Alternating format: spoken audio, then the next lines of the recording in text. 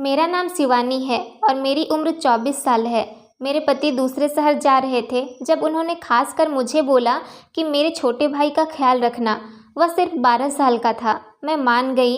अब मैं उसे रोज़ स्कूल छोड़ने जाती और लेने भी जाती और रात को वह मेरे ही कमरे में सोता।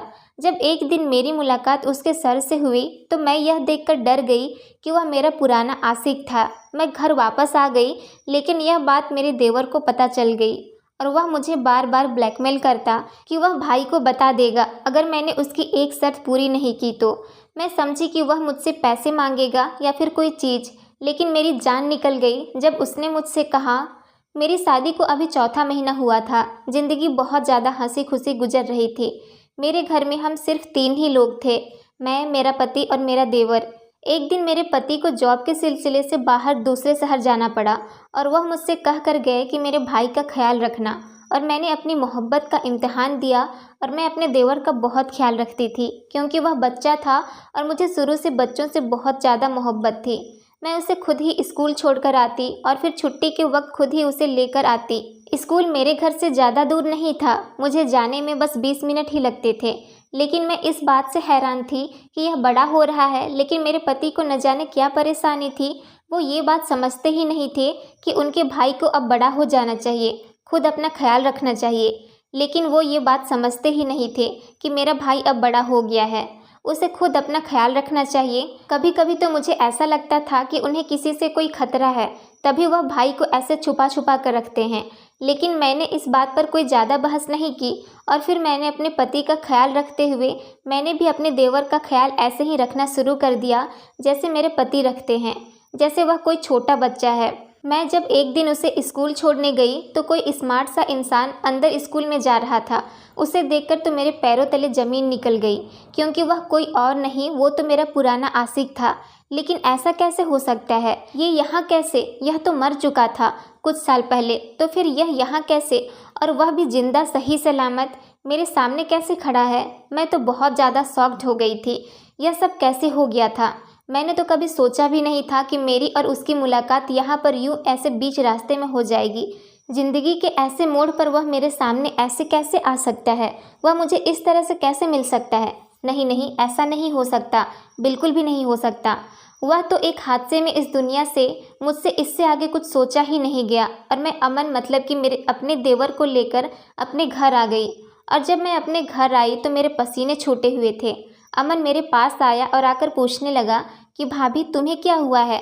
जब वह मुझसे पूछ रहा था तो उसके चेहरे पर हल्की सी मुस्कुराहट थी। मैंने जल्दी से अपना चेहरा नीचे कर लिया ताकि उसे मेरे राज पता नहीं चल जाए। वह अभी तक मेरे पास ही खड़ा था। उसने मुझे पानी दिया। मैंने उसके हाथ से पानी का गिलास ले लिया, लेकिन जैसे ही मेरी नज़र उसके चेहरे पर पड़ी तो मेरे हाथ से पानी का गिलास दूर जाकर गिरा, क्योंकि अमन के देखने का अंदाज बिल्कुल भी ऐसा नहीं था कि मैं ये समझूं कि कोई 12 साल का लड़का है। वह बहुत ही ज़्यादा प्यासी नज़रों से मुझे देख रहा था। मैं इतना ज़्यादा बेचैन हो गई थी कि मैंने उसका हाथ बाजू से पकड़कर उसे कमरे से बाहर निकाल दिया और अपने कमरे की कुंडी लगा दी। मैं जब बेड पर बैठी हुई थी तो मेरे जिस्म का अपने ने मुझे एहसास दिलाया कि मैं तो बहुत बुरी तरह से काँप रही हूँ। मेरे लिए यह बात बर्दाश्त से बाहर थी कि मैं एक 12 साल के लड़के से इस कदर डर गई हूँ। लेकिन मैं क्यों डर रही हूँ? मैंने कोई जुर्म नहीं किया कि मैं इस तरह से डरूं। मैंने अपने दिल में खुद ही सोचा और फिर खुद ही अपने दिमाग से डर निकाल कर फेंक दिया। फिर यही सोच मुझे परेशान कर रही थी कि आखिर क्यों मैं उससे इतना घबरा रही हूँ। मैंने अपने दिल को थोड़ी तसल्ली दी और फिर मैं कमरे से बाहर निकल गई।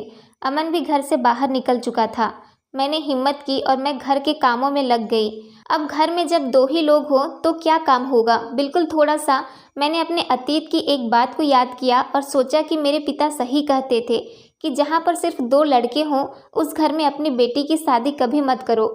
लेकिन मेरी मम्मी नहीं मानी थी और मेरी शादी यहाँ पर कर दी थी। अब मुझे अपने पापा की वह बातें बहुत ज़्यादा याद आती हैं कि काश पापा की इस बात को उस वक्त किसी ने समझ लिया होता तो आज हालात बिल्कुल अलग होते।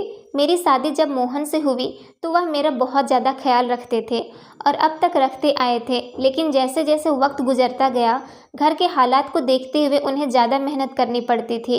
जिसकी वजह से वह पहले वाली नौकरी छोड़ चुके थे और अब उन्होंने जब दूसरी नौकरी जब ज्वाइन कर ली थी तो ज्वाइन करे हुए कुछ ही दिन हुए थे और उन्हें शहर से बाहर जाना पड़ा। लेकिन जब वह शुरू में शहर से बाहर जाते थे तो वह जल्दी ही घर वापस आ जाते थे। वो हर रात को वापस आ जाते थे, लेकिन इस बार उन्हें कुछ ज़्यादा दिनों के लिए ही जाना था, इसलिए मुझे कुछ डर सा लगा। पहले तो मैंने उनसे यही कहा था कि जाने की कोई ज़रूरत नहीं, लेकिन उन्होंने मुझसे कहा कि जाना तो बहुत ज़रूरी है, क्योंकि मेरी पक्की नौकरी तो नहीं जिसके लिए मैं उन्हें मना कर सकूं, इसलिए मुझे हर हाल में जाना ही पड़ेगा। मैं क्या कर सकती थी? अब तो मम्मी भी इस दुनिया में नहीं थी जो उनको अपने पास बुला लूं। भाभी और बहनों सब अपने अपने घर में बिजी थे। अब मैं किसको अपने पास बुलाती, इसलिए मैं चुप करके अपने पति का इंतज़ार करने लगी। लेकिन मुझे क्या पता था कि वह कुछ दिन शहर से बाहर गुजारेंगे तो मेरी ज़िंदगी इतनी ज़्यादा मुश्किल हो जाएगी। एक दिन अपने देवर को स्कूल छोड़ने गई तो वह वहीं पर खड़ा था और मुझे देखता ही रह गया। यह बात मेरे देवर ने नोट कर ली थी। जल्दी से स्कूल के अंदर गई क्योंकि आज मेरे देवर की स्कूल में पेरेंट्स मीटिंग थी। अब बेचारी मेरी सास तो थी ही नहीं, इसलिए मैं उसकी माँ की सूरत में उसके स्कूल वालों से मिलने के लिए चली गई। जैसे ही मैं मीटिंग रूम के अंदर गई, वो मेरे बिल्कुल सामने बैठा हुआ था। उसकी नज़र मुझ पर पड़ी तो वह जल्दी से खड़ा हो गया। उसके चेहरे की मुस्कुराहट तो वही थी जो कुछ साल पहले थी। सब कुछ वैसा ही था, वो बिल्कुल भी तो नहीं बदला था, सिवाय इसके कि अब उसके चेहरे पर थोड़ी उदासी छाई हुई थी। वह बचपन अब नहीं था। मैंने जल्दी से चेहरा नीचे कर लिया, लेकिन शायद देर हो चुकी थी। पता नहीं मुझे कितनी देर तक ऐसे ही देखता रहा। तभी अमन ने उसे सर कहकर उसका ध्यान मेरी तरफ से हटाया। उसने बोला, सर यह मेरी भाभी है। अमन ने मेरा इंट्रो करवाया।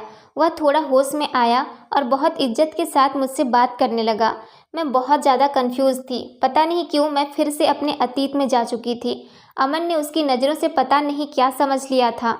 मैंने बस थोड़ी बहुत बात की और फिर अमन से कहा कि चलो अब घर चलो, घर में काफ़ी काम है। लेकिन पता नहीं कब उसके सर ने हमारे लिए खाने पीने का सामान मंगा लिया। अमन खाता जा रहा था और कहता जा रहा था, भाभी आप मेरे साथ रोज़ आ जाया करें, सर ने तो आज बहुत मज़े करवा दी है। मैंने हिम्मत करते हुए सिर्फ 2 निवाले लिए और फिर उठकर बाहर आ गई। अमन काफ़ी देर के बाद बाहर आया। उससे पहले उसका वही सर मेरे पीछे आ गया था। मैं तो खुद को पहले ही बचाती हुई आ रही थी। मैंने जल्दी से ऑटो में बैठकर अमन को इशारा किया जो अपने दोस्तों के साथ खड़ा हुआ था। हम लोग घर वापस आ गए। घबराहट की वजह से मुझे सांस लेने में बहुत ज़्यादा परेशानी हो रही थी। अमन घर आ गया और कहने लगा, अच्छा तो भाभी क्या चक्कर था इस बात का? मैंने उससे कहा कि क्या बात है अमन, किस बारे में बात कर रहे हो? तो उसने कहा, अरे मैं तो सर हर्ष के बारे में बात कर रहा था। कितने अच्छे हैं ना, आप जानती हैं उन्हें पहले से? मैंने कहा, नहीं नहीं, मैं तो नहीं जानती हूँ उनको, मेरा तो उनसे दूर दूर तक कोई ताल्लुक़ नहीं। अच्छा भाभी रिलैक्स, क्यों इतना ज़्यादा घबरा रही है? मैंने कहा, मैं तुम्हारे भाई की वजह से परेशान हूँ, वह पता नहीं कब वापस आएंगे। मैंने बहुत फिक्र से कहा और हाथ में पड़े गिलास की थरथराहट की वजह से वह महसूस हो रहा था। बात करने के बाद वह मुझ पर ताने कसते हुए हंसा और कहने लगा कि भाई यहाँ नहीं है तो क्या बात है, सर हर्ष तो है ना? उसने ऐसा इसलिए कहा ताकि मैं ये समझ सकूं कि वह हर बात जान चुका है। मैं इतनी ज़्यादा डर गई थी कि मैंने उसके आगे हाथ जोड़ दिए कि भगवान के लिए ये बात किसी को भी मत बताना। तो वह मुझसे कहने लगा कि यह तो मुझ पर है ना कि मैं इस राज को कब तक अपने दिमाग में रखता हूँ। लेकिन भाभी आपको देखकर लगता नहीं कि आप इस कदर, मैं तो आपको बहुत सीधी सादी समझता था और आप लगती भी कुछ ऐसी ही हैं। लेकिन आपने कैसे कैसे गुल अपने ज़माने में खिलाए हुए हैं।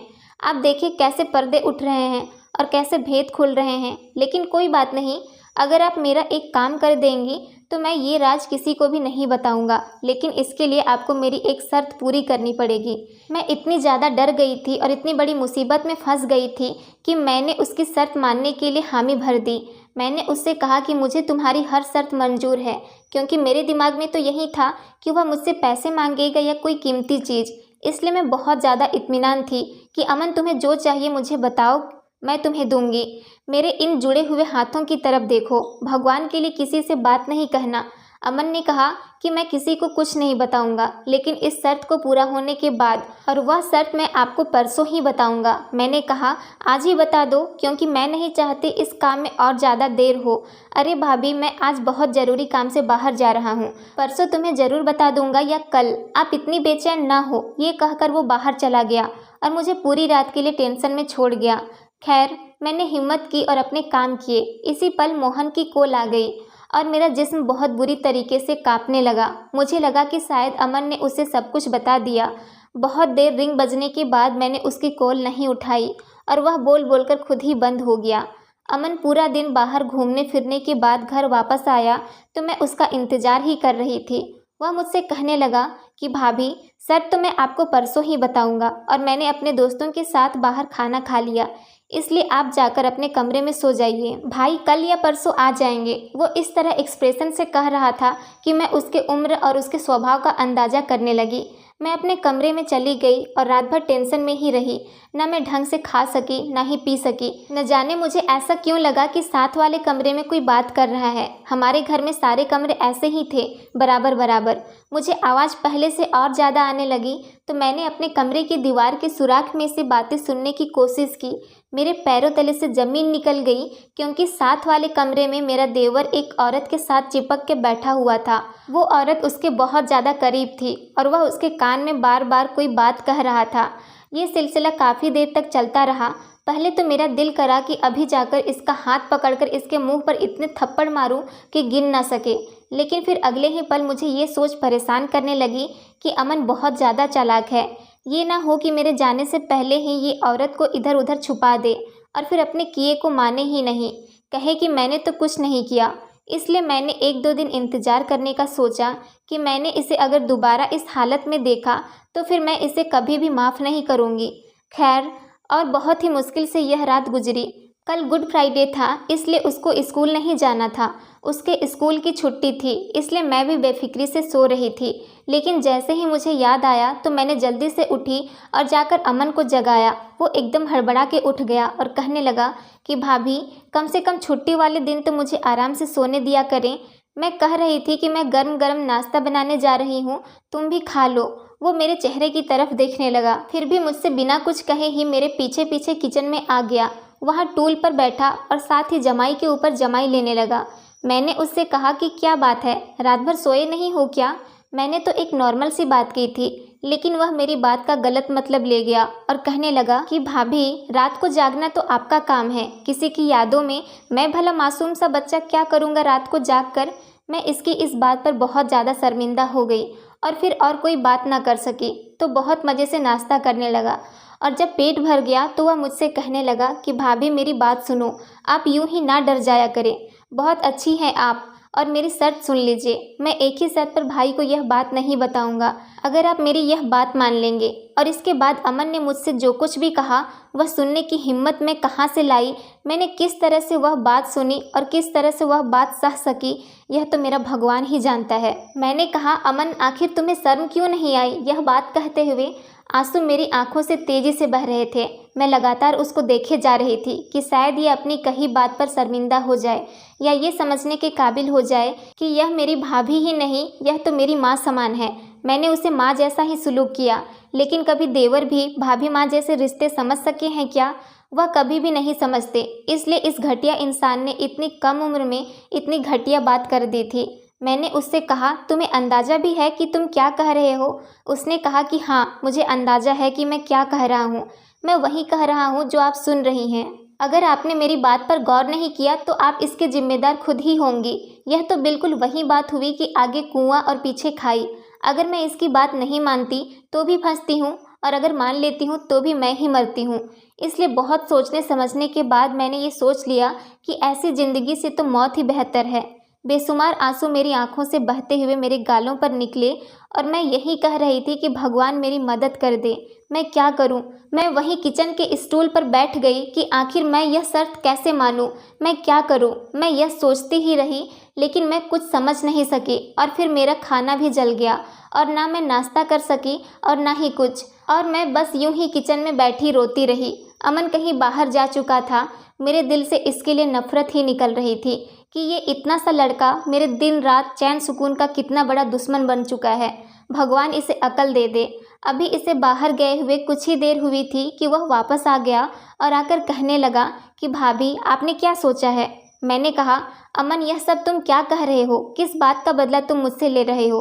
भाभी जी, आप तो मेरी माँ जैसी हैं, और फिर भला अपनी माँ को कौन तंग करता है? इसकी एक एक बात से शैतानियाँ झलक रही थी। मेरा दिल चाह रहा था कि मैं इसका मुंह नोच कर रख दूं, इसके गालों पर इतने थप्पड़ मारूं कि इसे होश आ जाए। कहने लगा, भाभी जी आज रात को तैयार रहना, मैं आपका इंतज़ार करूंगा। भगवान मुझे किस गुनाह की सज़ा मिल रही है। मैं तो दुआ ही कर रही थी कि भगवान दिन को और बड़ा कर दे, रात कभी हो ही ना, क्योंकि इस रात ने तो मुझे मुंह पर कालिक ही मल देनी थी। क्योंकि इस कलम की स्याही से कुछ नहीं तो मेरे दिन के उजालों पर अंधेरा छा जाएगा। मैं चुपचाप बैठी रही कि मैंने देखा दिन ढलने लगा, मतलब कि रात होने में कुछ ही देर बाकी है, मतलब कि मुझे मौत आने में कुछ ही देर बाकी है। देखते ही देखते रात के 9 बज गए और मैं खाना बनाने लगी और खाना बनाकर मैं नहा धोकर भगवान से प्रार्थना करने लगी। मैं अभी प्रार्थना करने खड़ी हुई थी, दरवाजे पर ज़ोर ज़ोर से दस्तक होने लगी, इसलिए मैंने दरवाजे पर होने वाली दस्तक की परवाह किए बिना ही पूजा को चालू रखा। दस्तक अब तक हो ही रही थी, लेकिन मैं इस पाप से बचने के लिए भगवान के सामने ही खड़े रहना चाहती थी। अब दरवाजे पर होने वाली दस्तक रुक चुकी थी और मैं पूजा भी कर चुकी थी। तभी मुझे बाहर वाला दरवाज़ा खुलने की आवाज़ आई। मैं तेज़ी से उठी और मैंने अपने कमरे की कुंडी लगा दी। दरवाजे पर अमन ही था, उसके पास घर के डुप्लीकेट चाबी होती थी, इसलिए वह घर में आ चुका था। उसने मेरे दरवाजे पर खूब खटखटाया, लेकिन मैंने दरवाज़ा नहीं खोला। बस उसकी आवाज़ आई कि भाभी आप अपने लिए खुद मुसीबत इकट्ठा कर रही हैं, आपको अपना खुद एहसास नहीं है तो कोई आपका एहसास किस तरह से करेगा। वह काफ़ी देर तक दरवाजे पर खड़ा होकर बोल बोल कर चला गया, लेकिन मैंने भी सोच लिया था कि आज की रात मैं भी दरवाज़ा नहीं खोलूँगी, फिर चाहे कुछ भी हो जाए देख लूँगी। पूरी रात मैंने सुकून से सोकर गुजारी और फिर सुबह उठते ही मैं किचन में गई और मैंने अमन से कहा कि आज से तुम खुद ही स्कूल चले जाया करो, क्योंकि मुझे बहुत सारे काम होते हैं। वह मेरी मुंह की तरफ देख रहा था, उसने मुझसे एक भी शब्द नहीं कहा।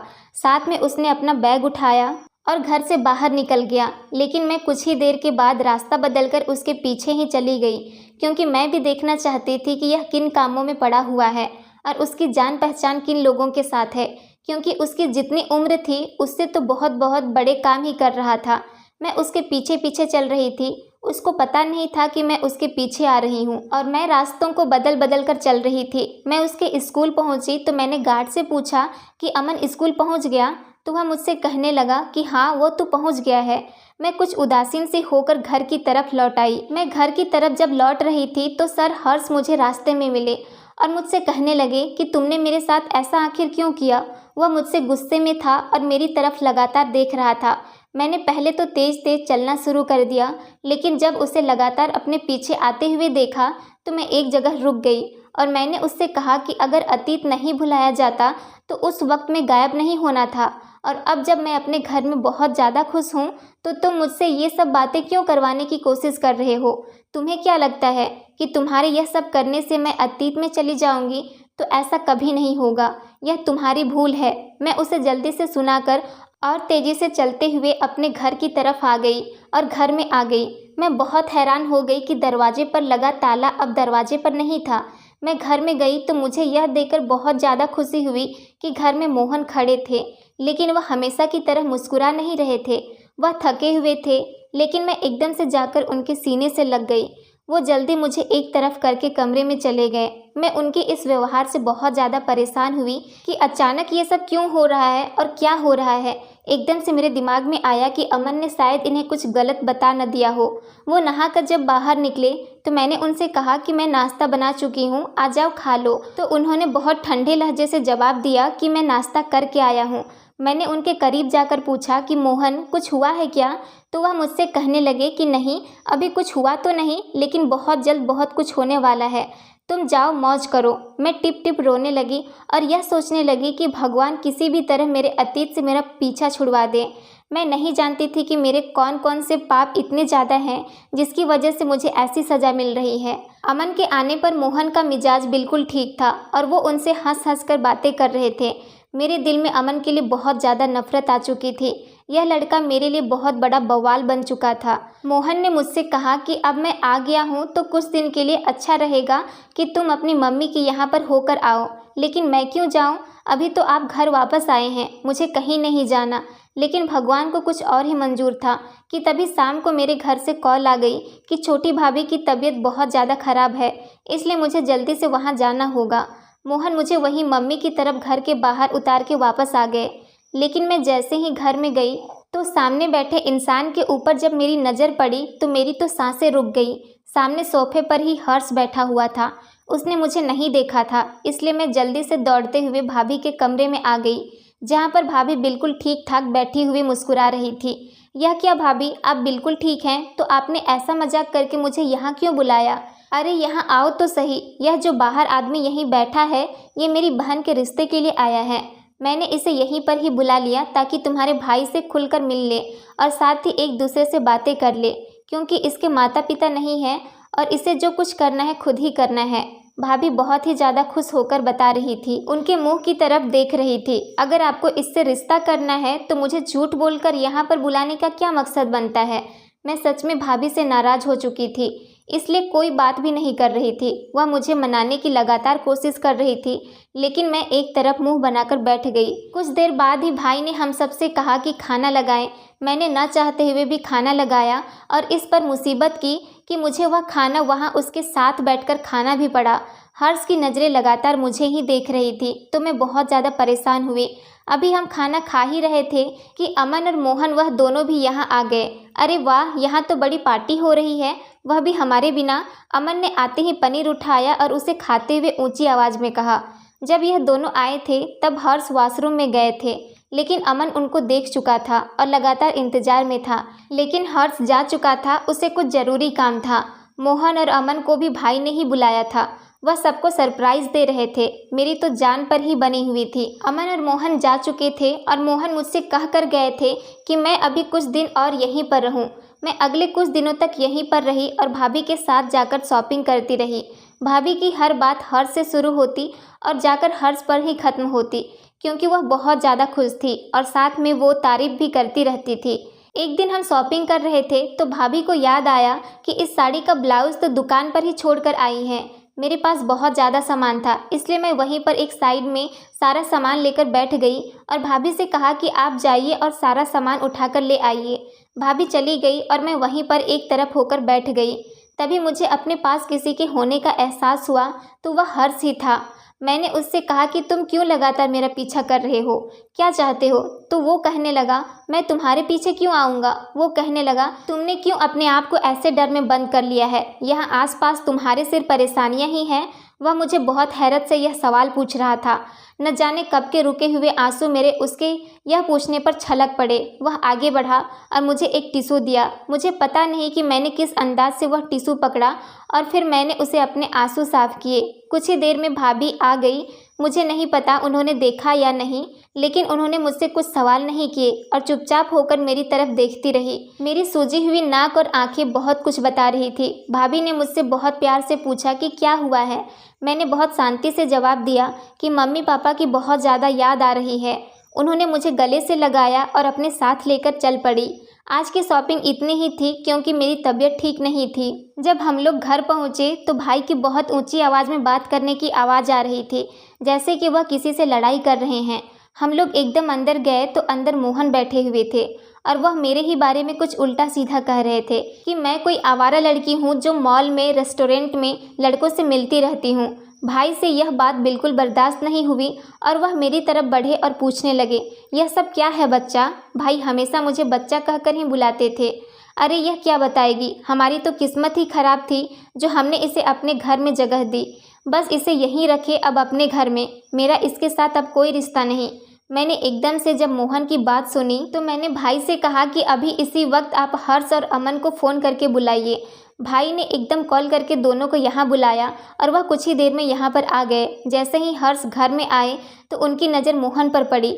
जब मोहन ने हर्ष को देखा तो दोनों के आंसू एकदम छलक पड़े। मोहन आगे बढ़े और हर्ष को गले से लगा लिया। यह तो मेरा भाई है जो कुछ सालों पहले कहीं गायब हो गया था और अभी यहाँ एकदम से यह सब क्या है? दोनों भाई अतीत में चले गए, जहाँ उन्हें एकदम से सब कुछ याद आने लगा। वह कहने लगे कि जब मम्मी का देहांत हुआ तब मैं उस वक्त आर्मी ज्वाइन कर चुका था और आर्मी वालों की नौकरी ऐसी ही होती है, कभी यहाँ तो कभी वहाँ। और जब एक दिन मेरी ट्रेनिंग ख़त्म हुई तो मुझे बॉर्डर के बिल्कुल पास तैनात कर दिया गया। वहाँ अलर्ट का निशान तो लगा हुआ था, लेकिन मुझे रात के अंधेरे में पता नहीं लग सका और फिर मैंने बॉर्डर क्रॉस कर लिया और फिर मैं दूसरे मुल्क की कैद में जा पड़ा।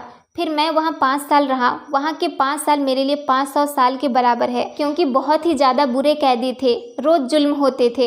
और फिर मैंने अपनी चेन उतारकर एक दोस्त को दे दी कि अगर मैं यहाँ मर गया तो यह चेन मेरे देश मेरे पापा के पास पहुँचा दे।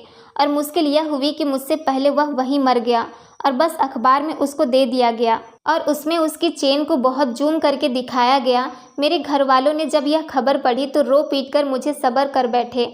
हमारे चाचा और ताऊ तो बहुत खुश हुए थे कि चलो एक बेटा तो गया, अब सारी जायदाद के वारिस हम सब खुद ही होंगे। इसलिए वहाँ मेरा एकदम से सबके सामने आ जाना खतरे से खाली नहीं था, इसलिए मैं किसी के सामने नहीं आया। लेकिन मेरे पापा ने वहीं बॉर्डर के पास ही डेरा लगा लिया, क्योंकि वो यह समझते थे कि मैं जिंदा हूँ और उनकी दुआओं ने मुझे जिंदा रखा। उनकी कैद से जब मैं निकला तो मेरे पिता वहीं बॉर्डर के पास एक झुग्गी में रहते थे। उनका हुलिया अभी तक ऐसा ही था कि मैं इतने टाइम के बाद उनको एक नज़र में पहचान सकता था। जब वह मेरे पास आए तो मैं उनको अपने साथ ही घर लेकर आ गया।